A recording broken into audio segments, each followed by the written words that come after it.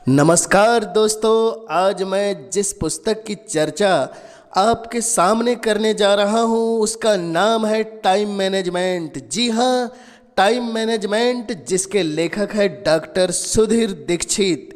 इस किताब ने संपूर्ण विश्व के करोड़ों लोगों को समय प्रबंधन की सही दिशा बतलाई और जीवन के सबसे अमूल्य धरोहर समय के उपयोग का वास्तविक सिद्धांत बतलाया। तो चलिए शुरू करते हैं टाइम मैनेजमेंट पुस्तक की। जी हाँ, शुरुआत करते हैं।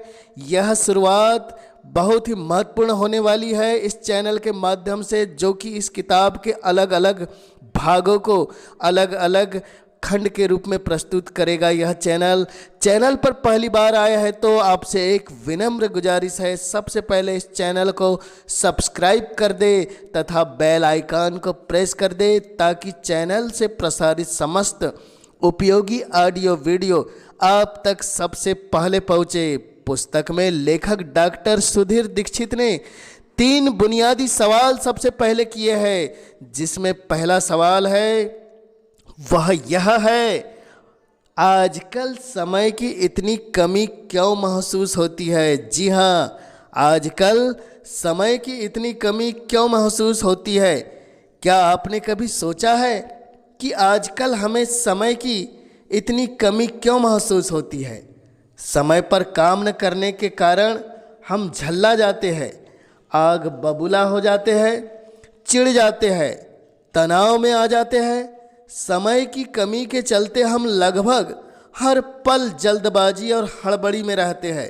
इस चक्कर में हमारा ब्लड प्रेशर बढ़ जाता है, लोगों से हमारे संबंध खराब हो जाते हैं, हमारा मानसिक संतुलन गड़बड़ा जाता है और कई बार तो दुर्घटनाएं भी हो जाती हैं। समय की कमी हमारे जीवन का एक अप्रिय और अनिवार्य हिस्सा बन चुका है। क्या आपने कभी यह बात सोची है, हमारे पूर्वजों को कभी टाइम मैनेजमेंट की ज़रूरत नहीं पड़ी तो फिर हमें क्यों पड़ रही है। क्या हमारे पूर्वजों को दिन में 48 घंटे मिलते थे और केवल 24 घंटे हमें मिल रहे हैं।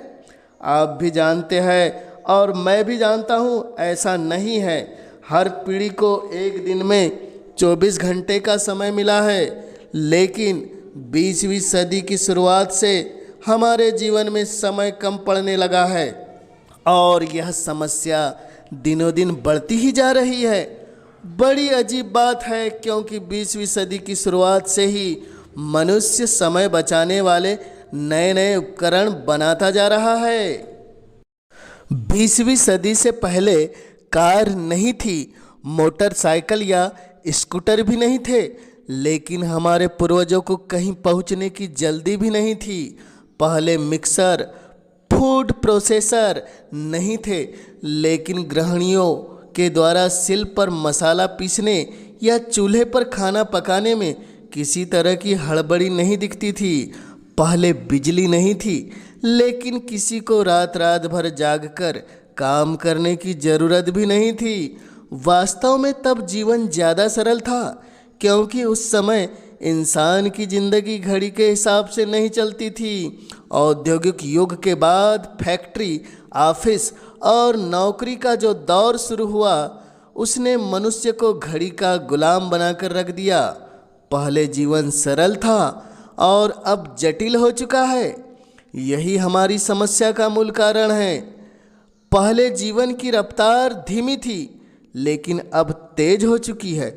अब हमारे जीवन में इंटरनेट आ गया है, जो पलक झपकते ही हमें दुनिया से जोड़ देता है। अब हमारे जीवन में टीवी आ चुका है, जिसका बटन दबाते ही हम दुनिया की खबरें जान लेते हैं। अब हमारे पास कार है, हवाई जहाज है, जिनसे हम तेज़ी से कहीं भी पहुंच सकते हैं। अब हमारे पास मोबाइल है, जिससे हम दुनिया में कहीं भी किसी से भी बात कर सकते हैं और उसे देख भी सकते हैं। आधुनिक आविष्कारों ने हमारे जीवन की गति तो बढ़ा दी है। शायद आधुनिक आविष्कार ही हमारे जीवन में समय की कमी का सबसे बड़ा कारण है। इनकी बदौलत हम दुनिया से तो जुड़ गए हैं, लेकिन शायद खुद से दूर हो गए हैं। यदि आप समय के सर्वश्रेष्ठ उपयोग को लेकर गंभीर है तो इसका सबसे सीधा समाधान यह है, यदि आप किसी तरह आधुनिक आविष्कारों से मुक्ति पाले, दोबारा पुराने ज़माने की जीवन शैली अपना ले तो आपको काफ़ी सुविधा होगी। नहीं, मैं यहाँ चूल्हे पर रोटी पकाने या मुंबई से दिल्ली तक पैदल जाने की बात नहीं कर रहा हूँ। मैं तो केवल यह कहना चाहता हूँ कि मोबाइल, टीवी, इंटरनेट चैटिंग यदि समय बर्बाद करने वाले आविष्कारों का इस्तेमाल कम कर दे। पहले घड़ी हमारे जीवन पर हावी नहीं थी और इसका सीधा सा कारण यह था कि ज़्यादातर लोगों के पास घड़ी थी ही नहीं। पहले अलार्म घड़ी की कोई ज़रूरत नहीं थी, मुर्गे की बाँख ही काफ़ी थी। तब 8:18 की लोकल पकड़ने का कोई तनाव नहीं रहता था। तब कोई काम सुबह 9 बजे हो या 9:15 बजे कोई खास फर्क नहीं पड़ता था, लेकिन आज फर्क पड़ता है। तो इस पुस्तक को आगे पढ़ने से पहले यह बात अच्छी तरह समझ ले कि diabetes, high blood pressure, cholesterol और हृदय रोग की तरह ही समय की कमी भी एक आधुनिक समस्या है जो आधुनिक जीवन शैली का परिणाम है। यदि आप इस समस्या को सुलझाना चाहते हैं तो आपको अपनी जीवन शैली को बदलना होगा। याद रखें, दुनिया नहीं बदलेगी, बदलना तो आपको ही है। यदि आप अपनी जीवन शैली और सोच को बदल लेंगे तो समय का समीकरण भी बदल जाएगा। जैसा अल्बर्ट आइंस्टीन ने कहा था, हम जिन महत्वपूर्ण समस्याओं का सामना करते हैं उन्हें सोच के उसी स्तर पर नहीं सुलझाया जा सकता जिस पर हमने उन्हें उत्पन्न किया था। अब गेंद आपके पाले में है। अपनी सोच बदले, जीवन शैली बदले और समय का उचित प्रबंधन करके अपना जीवन बदल ले। इस संदर्भ में आधुनिक प्रबंधन के पितामह पीटर एफ ड्रकर की बात याद रखें, जब तक हम समय का प्रबंधन नहीं कर सकते तब तक हम किसी भी चीज़ का प्रबंधन नहीं कर सकते। पुस्तक में लेखक ने दूसरा बुनियादी सवाल किया है, आपके पास दरअसल कितना समय है? जी हाँ, आपके पास दरअसल कितना समय है?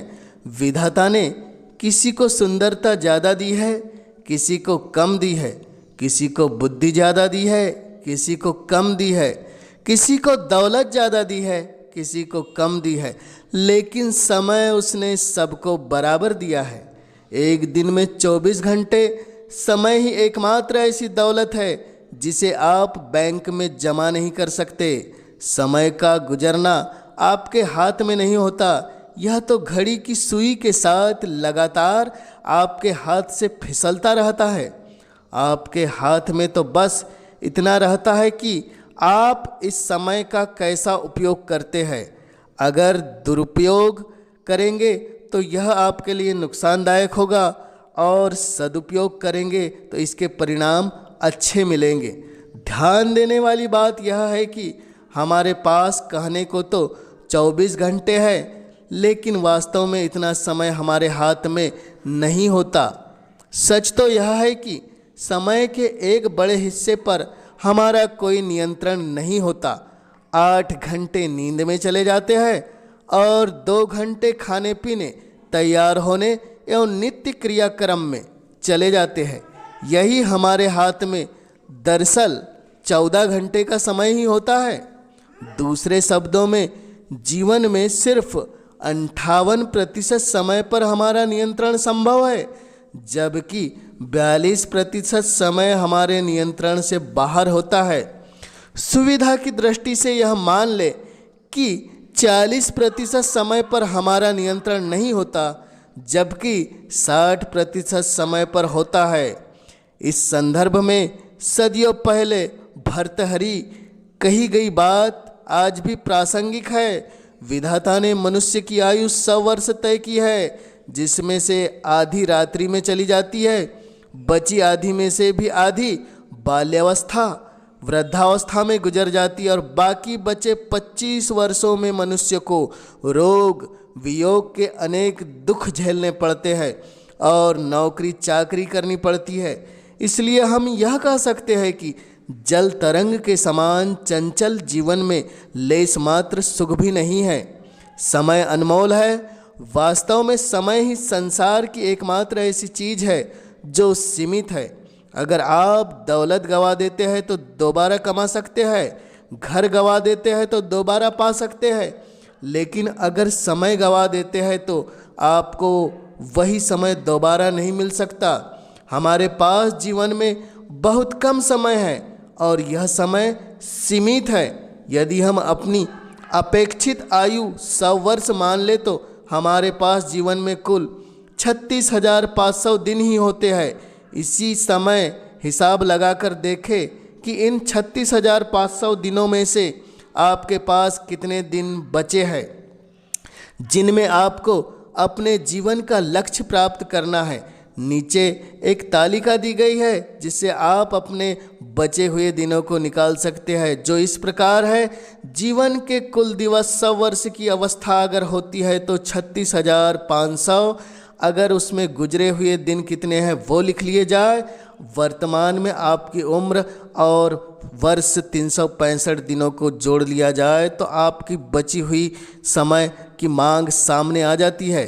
अगर हम जीवन में कुछ करना, कुछ बनना, कुछ पाना चाहते हैं तो यह अनिवार्य है कि हम समय का सर्वश्रेष्ठ उपयोग करना सीख लें, ताकि इस धरती पर अपने सीमित समय में हम वह सब हासिल कर सके जो हम हासिल करना चाहते हैं, चाहे वह दौलत हो, शोहरत हो, सुख हो या सफलता हो। पुस्तक में तीसरा बुनियादी सवाल लेखक ने किया है, आपका समय कितना कीमती है। जी हाँ, आपका समय कितना कीमती है। कहा जाता है समय ही धन है, परंतु यह कहावत पूरी तरह सच नहीं है। हम तो यह है कि समय सिर्फ संभावित धन है। अगर आप अपने समय का सदुपयोग करते हैं तभी आप धन कमा सकते हैं। दूसरी ओर अगर आप अपने समय का दुरुपयोग करते हो तो आप धन कमाने की संभावना को गंवा देते हो। क्या आप ठीक ठीक जानते हैं कि आपका समय कितना कीमती है? अगर नहीं तो नीचे दिए गए फार्मूले का प्रयोग करके यह जरूर जान ले आपका समय कितना महत्वपूर्ण है। यहाँ समय का मूल्य ज्ञात करने का फार्मूला दिया गया है जो इस प्रकार से है, आपके 1 घंटे का मूल्य और आपकी आमदनी। आपकी आमदनी में काम के घंटों को भाग देने से आप जान पाएंगे कि आपके 1 घंटे का समय का वर्तमान मूल्य क्या है। मान ले आप हर महीने 20,000 रुपये कमाते हैं और इसके लिए आप महीने में 25 दिन 8 घंटे काम करते हैं। यदि आप कुल मिलाकर 200 घंटे काम करते हैं, इसी स्थिति में आपके 1 घंटे का मूल्य 20,000 आमदनी, 200 काम के घंटे बराबर 100 रुपये। इस उदाहरण में यदि आप रोज़ 1 घंटे का समय बर्बाद करते हैं तो आपको हर दिन 100 रुपये का नुकसान हो रहा है, यानी 1 साल में 36,000 रुपये। यदि आप हर दिन 2 घंटे बर्बाद करते हैं तो इसका मतलब है कि आपको हर साल 72,000 रुपये का नुकसान हो रहा है। यह अभ्यास करने के बाद आपकी आंखें खुल जाएगी। इससे एक तो आपको यह पता चल पाएगा कि समय की बर्बादी करने से आपको कितना आर्थिक नुकसान हो रहा है, इसलिए आप समय बर्बाद नहीं करेंगे।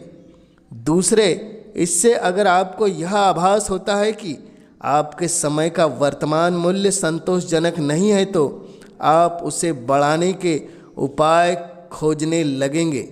इस फार्मूले का सिर्फ एक बार प्रयोग करने से ही आपके जीवन में चमत्कारिक परिवर्तन हो जाएगा। आप समय के उपयोग को लेकर सतर्क हो जाएंगे।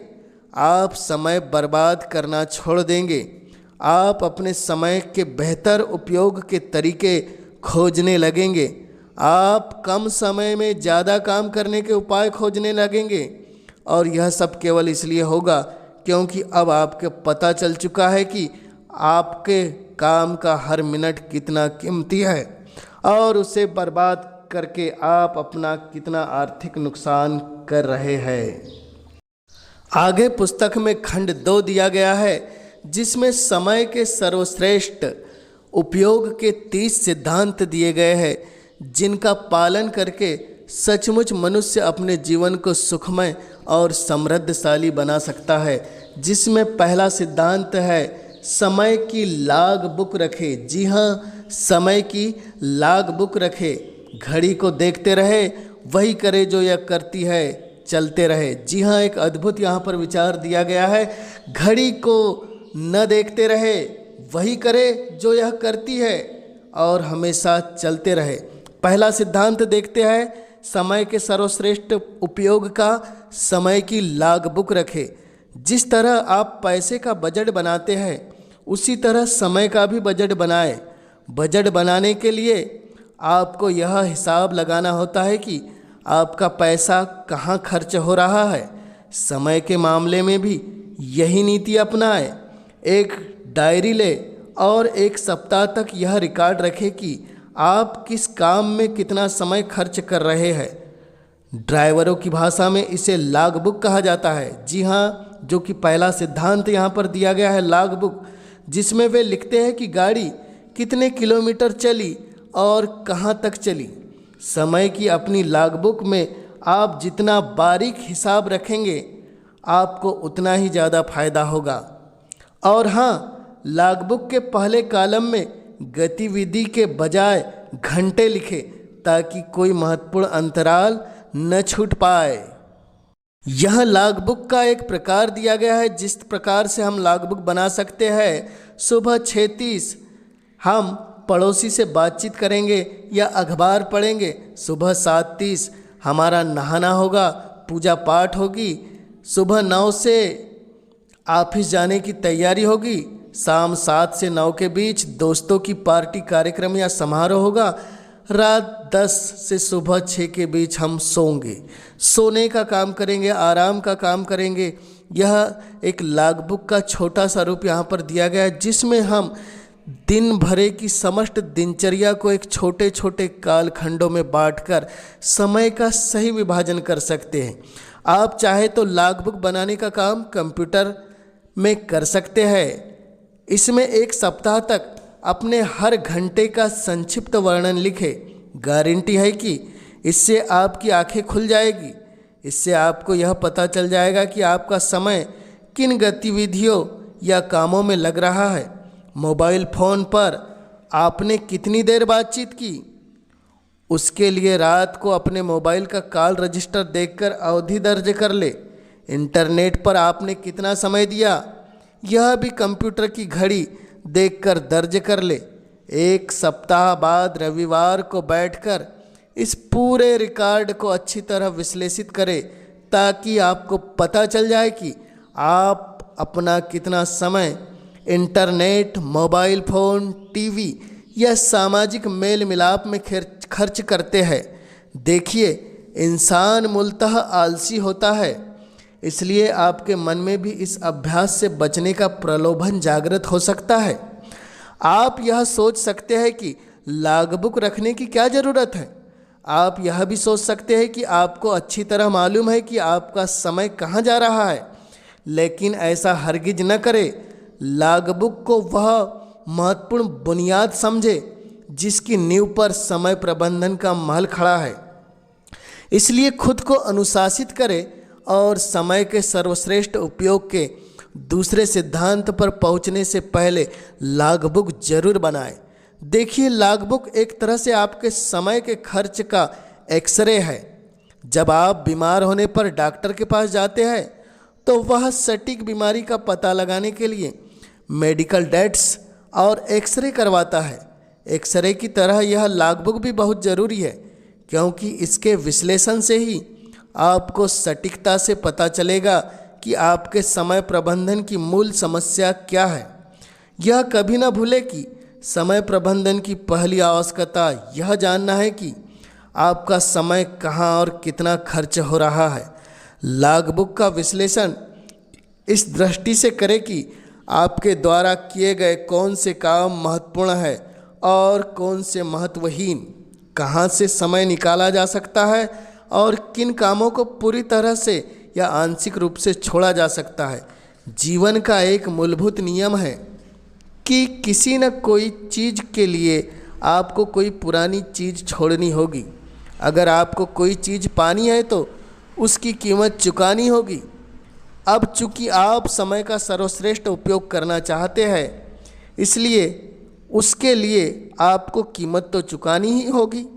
अतः पुरानी चीज़ों को छोड़ने के लिए अपना दिल पत्थर कर ले और इतनी ही निर्ममता से विश्लेषण करे जितनी निर्ममता से कोई सृजन आपके सीने पर चीरा लगाता है।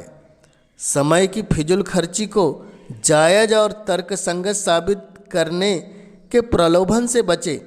इतनी ही निष्पक्षता से विश्लेषण करे जैसे यह आपके नहीं किसी दूसरे के समय के आवंटन की लागबुक हो। आपके विश्लेषण का उद्देश्य यह पता लगाना है कि कौन सी गतिविधि निरर्थक है या किन गतिविधियों से आप ज़रूरत से ज़्यादा समय दे रहे हैं, जिन्हें छोड़कर या जिनमें कटौती करके आप अपना समय खाली कर सकते हैं। गहराई से सोचे, क्योंकि अपने समय को खाली किए बिना आप नई गतिविधि शुरू नहीं कर सकते। अगले सिद्धांत में आप आर्थिक लक्ष्य तय करेंगे जिन्हें हासिल करने के लिए आपको अतिरिक्त समय की ज़रूरत होगी। लेकिन आपको अतिरिक्त समय तभी मिल सकता है जब आप कुछ पुरानी गतिविधियों को छोड़ने का संकल्प करके अपना समय खाली कर ले। विश्लेषण करते समय लाल पेन से उन विवरणों पर गोला लगा दे जो आपको अपनी प्रगति के लिए महत्वहीन लगते हैं, जैसे टीवी देखना, मोबाइल फ़ोन पर लंबी बातचीत करना या दोस्तों के साथ पार्टियों में जाना। यदि आप पूरी गंभीरता से विश्लेषण करेंगे तो आपको अपने समय आवंटन में कई सुराख दिख जाएंगे। इस तरह आप चुटकियों में ही अपने कई घंटे खाली कर लेंगे, जिन्हें आप अनुपादक कामों से निकालकर उपयोगी कामों में लगा सकते हैं। देखिए, अगर आप लॉगबुक रखने से पहले कोई आपसे पूछता है कि आप कितना समय बर्बाद करते हैं, तो आप तैस में आकर जवाब देते, मैं तो जरा भी समय बर्बाद नहीं करता। यह इंसान का स्वभाव होता है। वह यह मानता है कि वह जो कर रहा है सही कर रहा है। इसका मूल कारण यह है कि वह जानता ही नहीं कि वह कुछ गलत कर रहा है। अगर उसे मालूम है कि वह कोई गलत चीज़ कर रहा है तो वह उसे करता ही नहीं। समय प्रबंधन के संदर्भ में दरअसल दोष आपका नहीं है। वास्तव में आपको तो यह एहसास ही नहीं है कि आपका कितना समय अनावश्यक रूप से खर्च हो रहा है और कहाँ हो रहा है। यह एहसास तो लॉगबुक रखने के बाद पता होता है। इसलिए समय के सर्वश्रेष्ठ उपयोग का पहला सिद्धांत है लॉगबुक रखें। जी हाँ, लॉगबुक पहला सिद्धांत है। अगला सिद्धांत हम आने वाले वीडियो में आपके लिए लेकर आएंगे। अगर आप चैनल पर पहली बार बने हैं तो इस चैनल को सब्सक्राइब कर दे, ताकि इसी तरह की विश्व प्रसिद्ध किताबों की ऑडियोस आपको अपने मोबाइल फ़ोन पर सुनने सबसे पहले मिले। धन्यवाद। अगले भाग को ज़रूर सुने हमारे इस चैनल के साथ।